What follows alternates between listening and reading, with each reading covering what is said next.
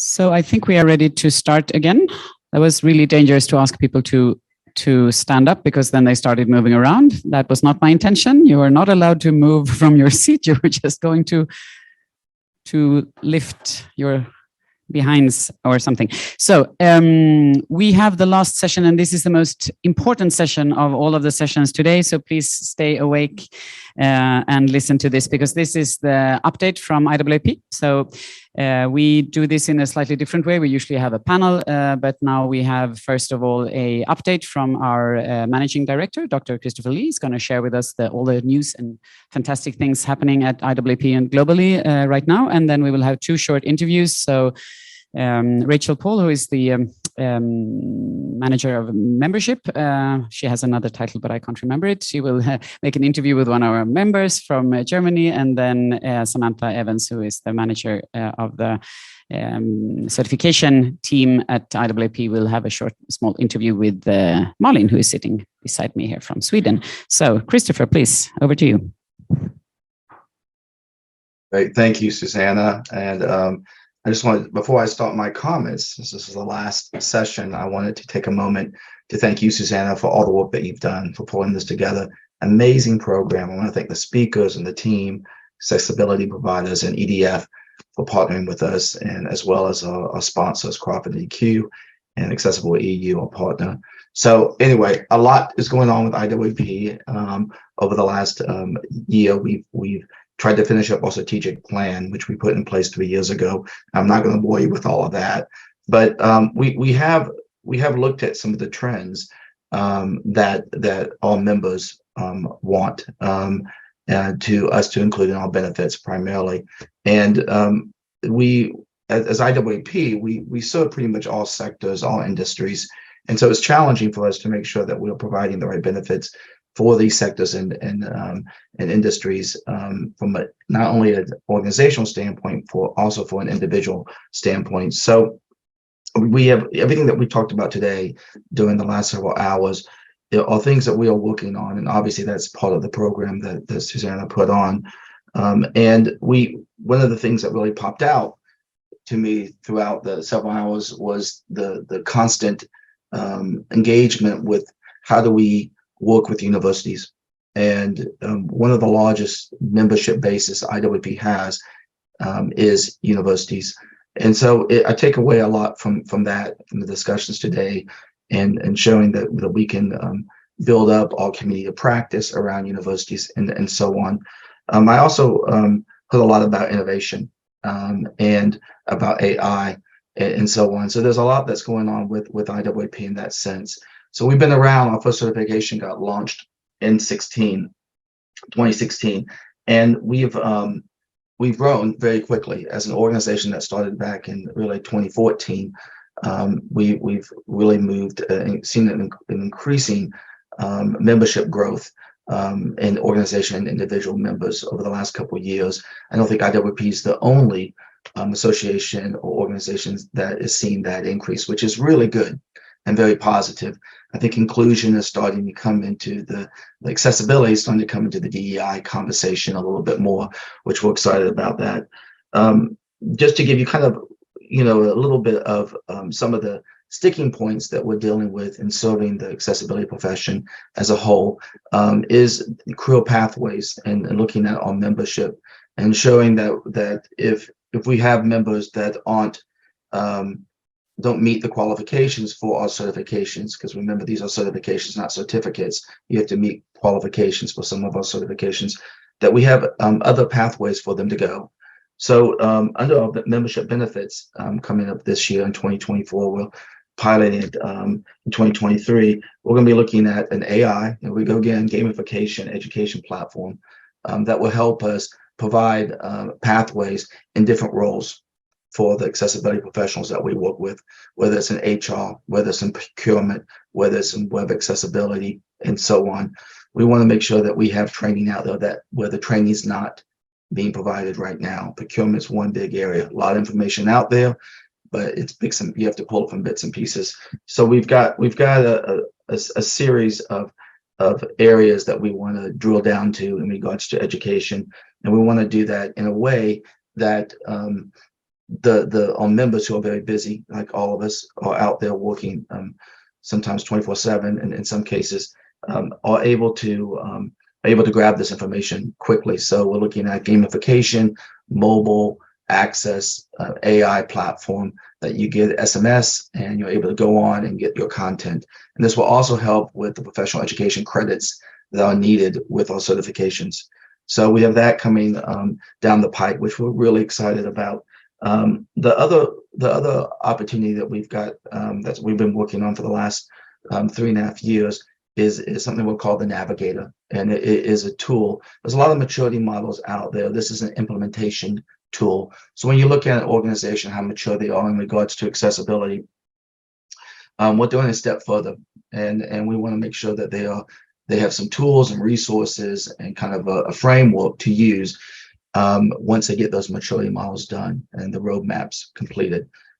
This tool itself is backed by disability steering committee, advocacy steering committee, IAAP, G3ICT, who's our main organization that runs us, has the IP around this, but the steering committee of individuals with disabilities are the ones that actually sign off any changes to this Navigator tool.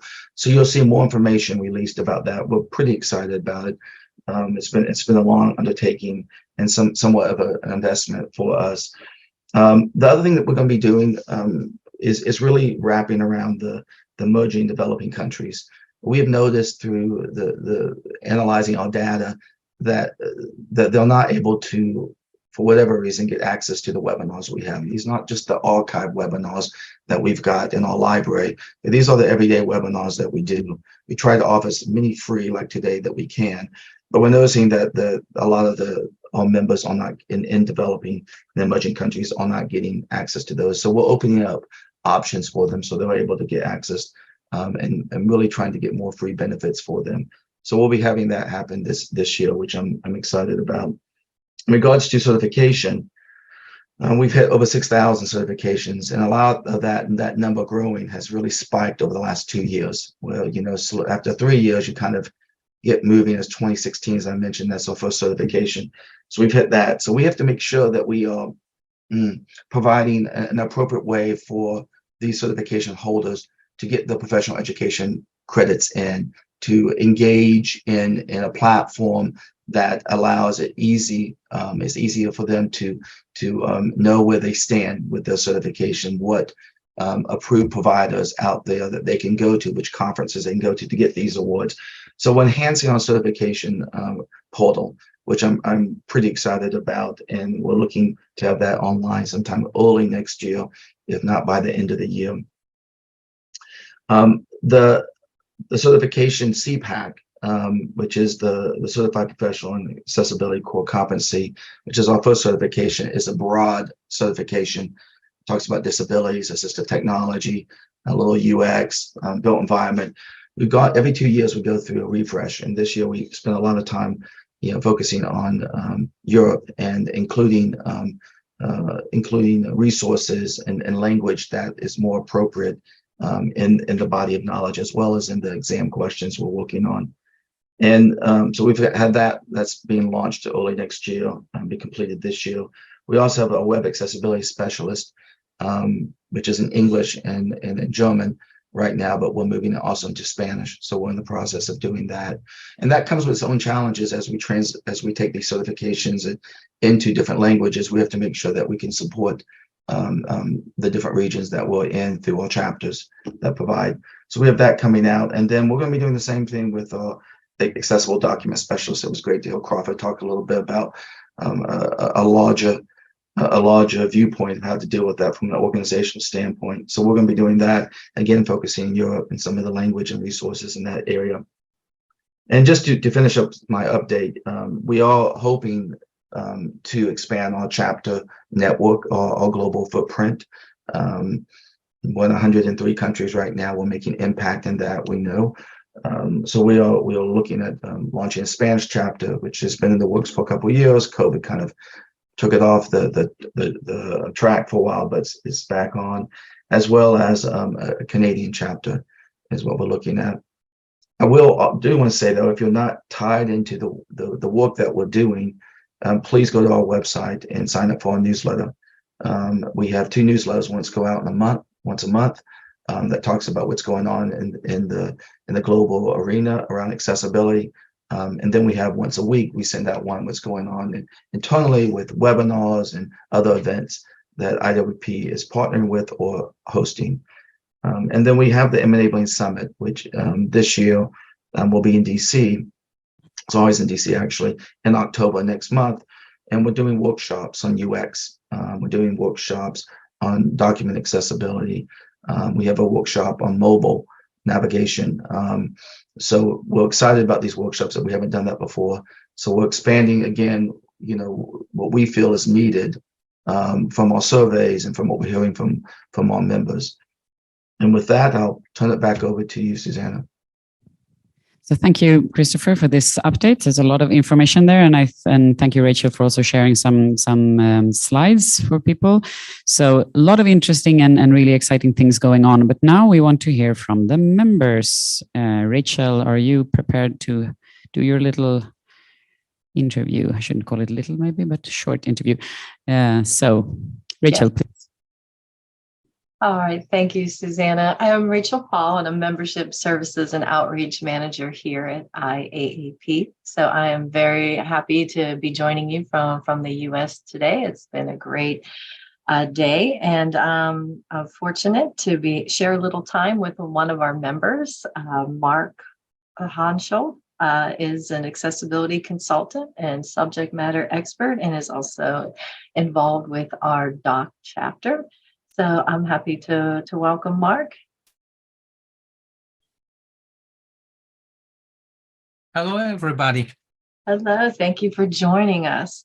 So Mark, I wonder if you could start off by just telling us just a little bit about your role and your background in accessibility. Yeah, I started with accessibility because in Germany in 2001, we had the first laws that enforced the federal government organizations to make accessible websites, especially these which are for the public. And I was working in the public sector, so I said to my boss that there will be something next year in 2001. I said in 2002 we had to be accessible, and he said, "Okay, then you do this." And this was my start into accessibility. And before I started there, I was already working as a freelancer, and I had always only part-time jobs in the public sector, and part-time I'm working as a freelancer still. And so this is a little bit of everything. I know very well the public sector, but also the other side, which normally is getting the jobs from the public sector. Thank you for that. And that sounds very common that we hear that a lot, that sometimes they got into accessibility as somebody had to do it, and or they start out as a team as one and grow. How long have you been a member of IAAP, and what made you join? Actually, I'm not that long a member, but nearly from the very beginning, from the DACH chapter. When I heard that there is a German chapter, I thought this is a nice opportunity to join a community that has to do with accessibility, because I very much like being in communities, and normally when I'm doing something, I'm trying to join people with the same interests. And I find this very helpful, especially because in my job, I normally don't have people to talk about accessibility. We all know that in the public sector, it's rare to have experts, and I'm not the only one, but yeah, it's difficult. And so I had the opportunity to find people with the same interests and to talk about things that I'm interested in. That's great to hear, because we'd like to be able to provide our members with a way to network and connect. And we think that's probably, outside of certification, it's one of the top reasons people will join a professional association. So it's good to hear you were able to find your people and connect and make those connections. How do you feel your membership and your engagement with IAAP has benefited your own professional development? Yeah, this is very close connected to my reasons why I joined, because I actually found this what I was looking for. So I find other experts that can help me when I have questions. Of course, I said I was starting with accessibility in 2001. So there is also already many things that I can talk about and help other people. And in the DACH chapter, I'm in the working group for networking. So we want to make IAAP more visible in the German-speaking countries, and yeah, hopefully getting more members. I can only tell everybody, if you are in this, when you're into accessibility and you want to go further, then try to join. We are all very kind. This is something I really can say about nearly everybody who has to do with accessibility, because you won't do this if you're not empathic and want to help other people. And so you will find very nice people when you're joining IAAP. And yeah, you can give us all your questions and we will help, like I'm getting helped here. Oh, good. That's good to hear. And I know our German chapter is very active. They host a lot of activities. I know they have breakfast meetings. I think there's a webinar happening next Thursday on the 28th. And so what are some ways you feel the chapter is helping to promote accessibility in the region? Yeah, we are not so old. We are not established, so we have still a lot to do, and that's what I see the most, mostly because I'm a person who by himself tries to improve things, and who is looking always for opportunities to go further than we already are. And in this place where I am in networking, we are trying to connect with companies that we can partner with, and we are trying to reach out to people who can spread the message. So again, becoming more visible, and with many kind of things like the webinar, when we are telling other people how to do things. And of course, this is a very good way to reach out for people and to get them involved, and hopefully connecting with them on LinkedIn and everywhere where it's possible, and again offer help, because this is very important. We heard a lot about this today, that many organizations, companies just don't know how urgent this is, especially in the European Union in 2025. Of course, we have duties for companies to be accessible, and I don't think that everybody is already aware of this. Absolutely. And just to wrap it up then, can you tell us why accessibility is so important?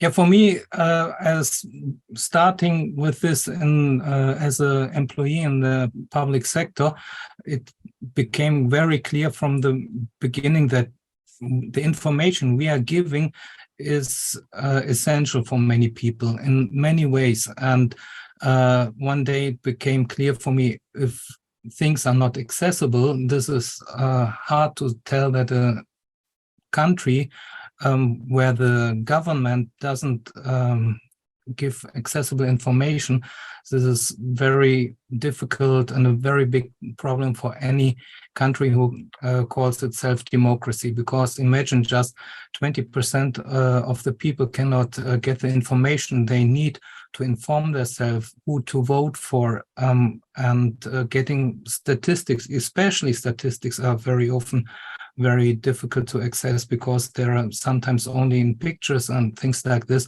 So if you want to make up your own opinion about policies, about parties, about the one party you want to vote for, you need all this information. And if the public sector itself, the government, does not provide the information which is necessary to make up your opinion, this is a very big problem for a democracy. And I hope very much that this will change soon. Thank you so much for your time today. It was a pleasure talking with you. Thank you very much. Thank you, Rachel. So let's go to certification, and Samantha, if you are online.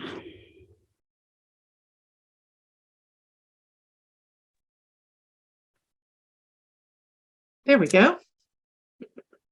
Yes, there you are. Hi, Sam. Good to see you. Hello. And I will now Likewise. leave the floor to you so that you can interview the person that's sitting beside me. It's a bit odd, but let's do it. Hello, my name is Sam Evans, and I work with IAAP, and I manage the certification offerings and work with all of our colleagues that are accessibility professionals that design, support, and maintain our certification programs for you, your colleagues. So I work with a team of about 3 of us, so it's a small team as part of the larger IAAP staff. And I'm really pleased today to have a chance to engage and speak with Malin, who's there with you in person, about certification and how, Malin, how you engage with certification and how that has impacted you in your work. So, and we'll be happy to, I'm sure there'll be time for a few questions here and there. But Malin, my first question for you is just a little bit about your background and how you came into working in accessibility, to give people a background before you came to work at Sigma. I'm been working in accessibility my entire career. So I've been working as a consultant my entire career. And back in 2012, I think it was, I got the opportunity to work with a company that asked for design for all. And I went like, design for all, what's that? And I started reading about it. And the more I read, the less I understood, why don't we do this every day in every project all the time? Because why would we like to exclude users? I couldn't get my head around it. So I started to demand it in every project I was a part of. And so that's how it started. And so, Malin, you have earned both CPACC, CPAC, the Certified Professional in Accessibility Core Competencies, and which is our foundation, which is the basics of understanding disability, accessibility, usability, universal design, regulations. You've also earned WAS, the Web Accessibility Specialist, WAS. It is an intermediate technical certification. And so that means that you have a really good broad base. If you were to draw a horizontal line, broad foundation, and then intermediate technical being a bit of a deep dive into the technical side of digital accessibility.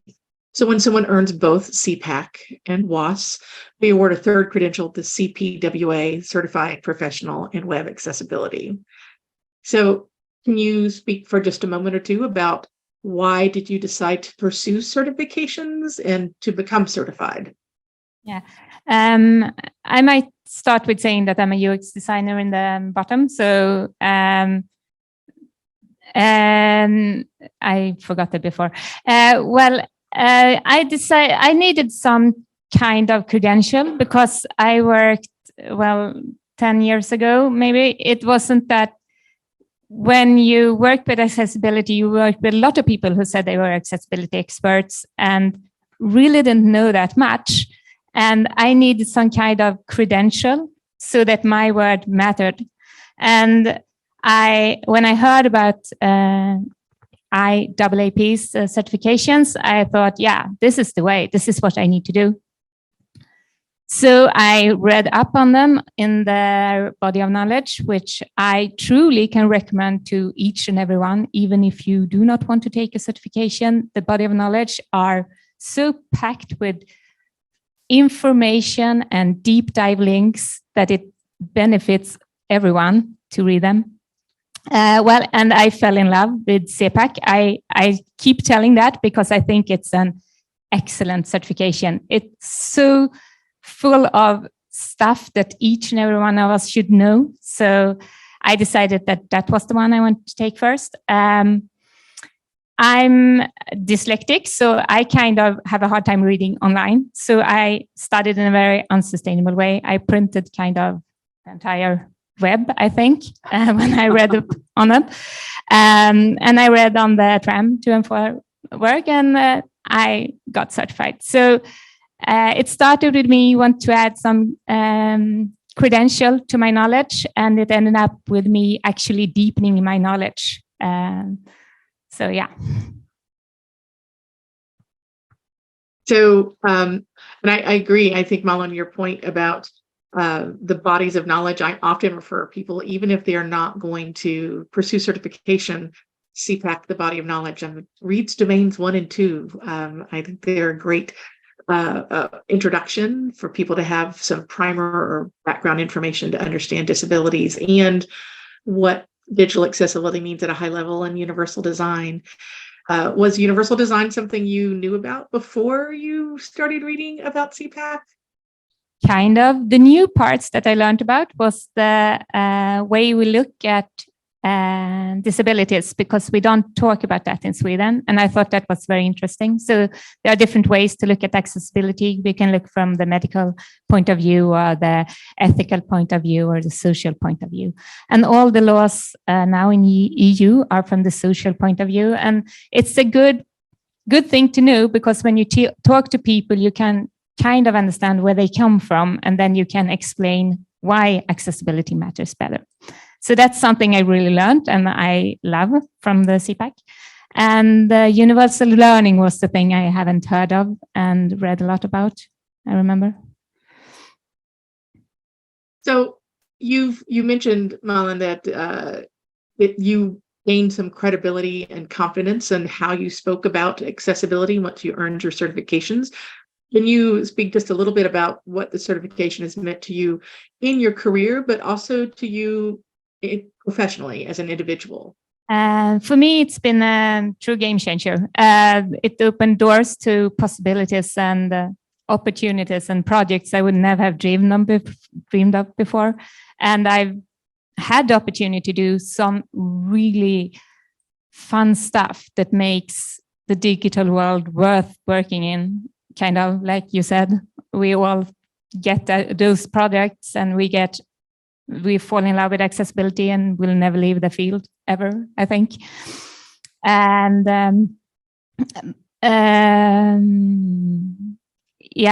so for me, it's been a game changer. I also think it kind of is more than a piece of paper for me to be certified, because it's more like a commitment that I've committed to work with inclusion and accessibility in my career. So I think that's what it means for me personally. Sure. And so you mentioned just for a moment, Malin, about businesses and earning content. Do you think it's an advantage? People bring experience on their own, and that's high value. But you mentioned on the business side of things, is there an advantage to businesses and organizations to be able to illustrate that their team members have earned an international certification that meets standards for that, as a way to possibly earn or have the opportunity to respond to tenders for business projects? Yeah, I think it's kind of a compass maybe for organization to see what partners they can partner up with that are truly committed to accessibility. And it's a hard, we have been talking about it a lot today, that it's hard to find experts and it's hard to find those who really can do the job. So I think the certification and IAAP, they kind of put together some kind of ground level where we're all on the same page, and we kind of get the same expectation and standards for what a practitioner really is. So that, yeah. Great. In talk And like so- forever, so I'm trying to shorten my sentence. So what about certifications even at, how does that help people vet who they partner with and do business with or engage at large, community at large, and the understanding of accessibility and what that means for disability rights and equitable access? How do you think that becomes part of a larger business ecosystem and process? Oh, I don't know how to answer that. I think since it's a young occupation, there are still people out there not understanding what an accessibility expert is. And as long as we are in that state and we still don't have universities teaching accessibility experts like an occupation, we need to have certifications to kind of get the ground level. And I think companies need to look at, how do I know that I get the right partner for the job, and not just a partner who says, I've heard about accessibility, I kind of know what it is. Yeah. But I'm not saying that people with loads of experience that don't have an accessibility certification isn't good. It's not that I say at all, but it's harder to prove. Then maybe the business need to ask for credential instead. What work have you done before with what companies? So, so you talked a little bit. Do you think? Sorry, having we are already out of time, and we also got a question. Oh, sorry. Yeah. So I think we need to wrap up, because we need to close the whole thing and also get out of this room in 10 minutes. So I'm sorry, I didn't want to interrupt, and it was a very, very good discussion between the two of you. And thank you very much, Sam, and also Rachel and Christopher and Malin and Mark for sharing your experiences and ideas about IAAP. And I know they are all very interested in getting more questions. And we also had questions from the audience about why it's so difficult to keep your certification. We are working on that. So it's a valid point of criticism. We know it's really hard to maintain the cakes, but we are providing a better system for that. So stay tuned. We will come up with more news on that. But thank you very much, all of you. And if you have any more questions, don't hesitate to reach out to me or to Sam or Rachel or even Malin or Mark. We have many points of contact if anyone wants to discuss more about certification or membership. So thank you, everyone.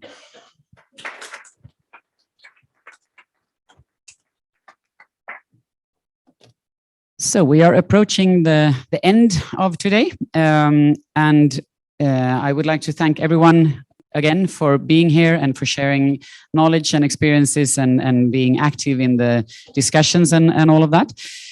So we will send a survey to you, everyone online, and I guess we can send it also to the people here on site. Some magical way we can send a survey to you, because we want to know what you thought about the content and the setup and all of that. So that is what is going to happen next. If I can have this next slide, please, Malcolm.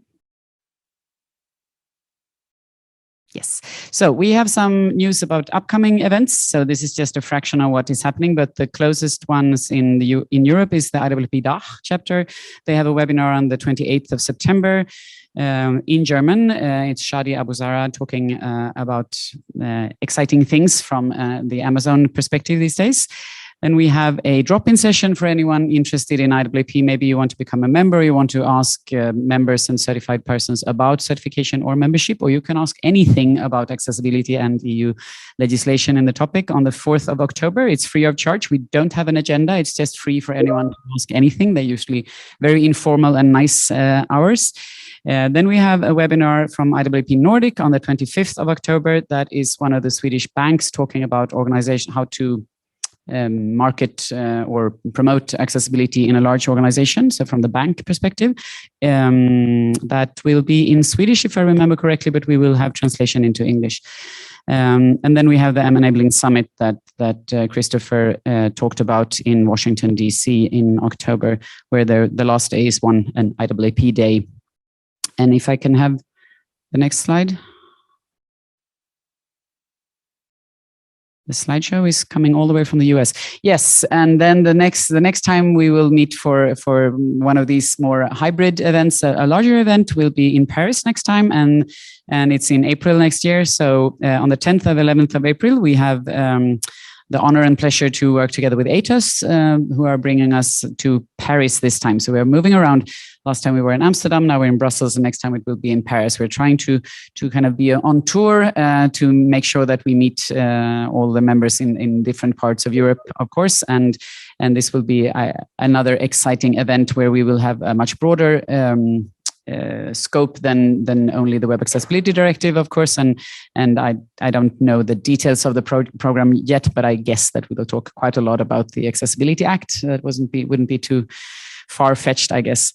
So again, I want to thank all our sponsors, the Crawford Technologies and DQ, and our partner Accessible EU. Without all of you, we wouldn't have been able to do this. So thanks a lot for supporting IAAP always. And of course, our collaborating partner, European Disability Forum, which we really enjoy always doing things together with EDF, and also for they provided the room yesterday, and today we are here at this really nice place, courtesy of Digital Europe. So thank you, all of you who are supporting us in different ways, and the collaboration, I think that is the essence of what we do together. So also thank you to all the interpreters who have been working, and all the tech people, both the volunteers here in Europe and also the staff from Atelier 15, and also the tech people back in the US. And we actually did it after a while, even if we had a slight hiccup there once. So and somebody said maybe we used an overlay and that's why it broke, but I don't think that was the case. I think it was something else, but who knows what the future brings. So thank you, everyone. Again, keep up the good work. Never forget to do good in accessibility, and I hope to see you soon again. Thank you.